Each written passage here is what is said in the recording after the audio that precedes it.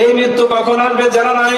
আল্লাহ রাসূল সাল্লাল্লাহু আলাইহি ওয়াসাল্লাম হযরত আলী রাদিয়াল্লাহু তাআলা আনহুকে ডেকে বলে, ও আলী, তুমি মৃত্যুকে কত দূর মনে করো?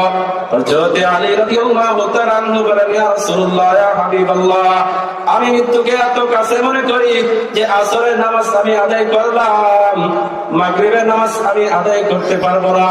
আমি মৃত্যুকে এত কাছে মনে করি। আল্লাহ রাসূল সাল্লাল্লাহু আলাইহি ওয়াসাল্লাম বলে, আলী, তুমি তো ভুলের মধ্যে আছো, মৃত্যু তো এত দূরে না।